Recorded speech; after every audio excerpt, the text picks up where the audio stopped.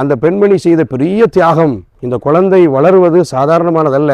ஒரு தாய் தந்தையினுடைய அரவணைப்பில் தான் முழுக்க முழுக்க வளர முடியும் என்றிருந்தாலும் கூட அல்லாஹ் தனக்கு கொடுத்த அந்த குழந்தை பாக்கியத்தை நம்ம என்ன செஞ்சிடக்கூடாது, விட்டுவிடக்கூடாது என்று அவர்கள் தியாக மனப்பான்மையோடு எடுத்துக்கொண்ட அந்த நலவான நன்மையான காரியத்தினால்தான் அல்லாஹு தாலா அந்த குழந்தையை மிகப்பெரிய ஒரு ஹாஃபிலாக ஆக்கினான்.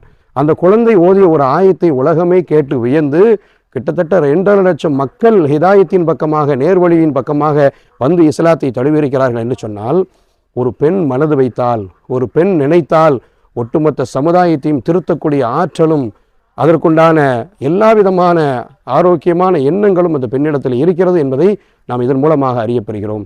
அல்லாஹு சுப்ஹானஹு தஆலா 2 நபிமார்களுடைய வரலாறை குர்ஆனிலே சொல்கிறான். ஒன்று இப்ராஹிம் நபி, அவங்களுடைய பிள்ளை இஸ்மாயில் அலைஹிஸ்ஸலாம். 2 பேரையுமே சிறப்பிற்குரியவர்கள் என்று சொல்கிறான். இப்ராஹிம் ஒரு வகையில் சிறந்தவர் என்றார்.